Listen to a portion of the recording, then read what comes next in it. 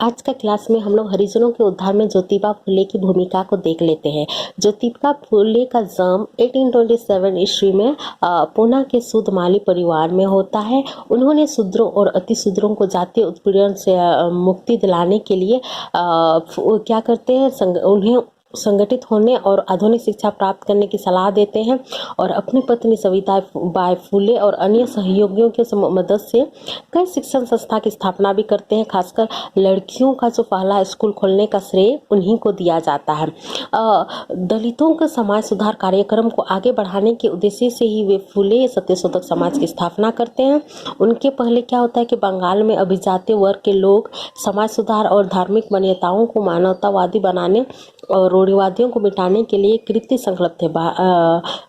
ब्राह्मण समाज तथा परमहंस समाज, आस्तिक समाज, प्रार्थना समाज इतने प्रभावी नहीं हुए थे जितना सत्यशोधक समाज प्रभावी था।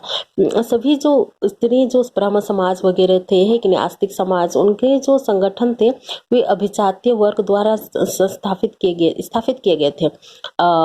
उन सबके प्रभाव सीमित है कि वो सत्यशोधक समाज ही ऐसा सामाजिक संगठन था जिसके मुख्य संस्थापक निम्न और अछूत जाति के थे।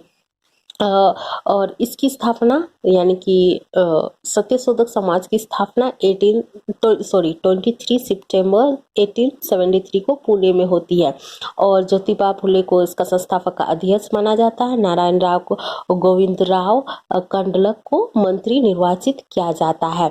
अब सत्यशोधक समाज के उद्देश्य को देख लेते हैं। सत्यशोधक समाज का उद्देश्य था कि ईश्वर एक है और सर्वव्यापी, निर्गुण, निराकार और सरल स्वरूप में है।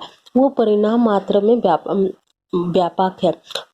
दूसरा उसका उद्देश्य यह था कि प्रत्येक मनुष्य को ईश्वर के भक्ति का अधिकार है और सर्वशक्ति परमेश्वर की प्रार्थना और चिंतन के लिए किसी मध्यस्थता की किसी दलाल की आवश्यकता नहीं है।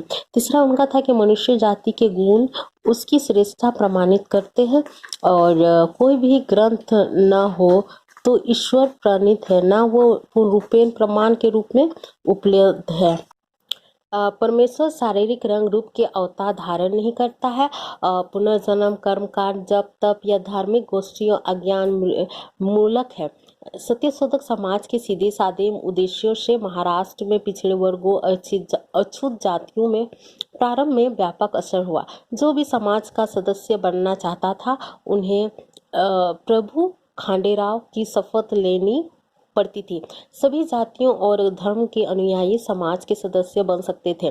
समाज के संस्थापकों में ईसाई, मुस्लिम, पारसी, यहूदी, ब्राह्मण, मराठा, कोली, महार, चमार और माली आदि जातियों से संबंध रखते थे। इस प्रकार ज्योतिबा फुले द्वारा स्थापित सत्यशोधक समाज ब्राह्मण वर्चस्व और उच्च जातियों में बौद्धिक शोषण तथा समाज सांस्कृतिक उत्पीड़न और अन्याय के विरुद्ध प्रतीकात्मक रूप में एक जन आंदोलन बनकर सामने आया।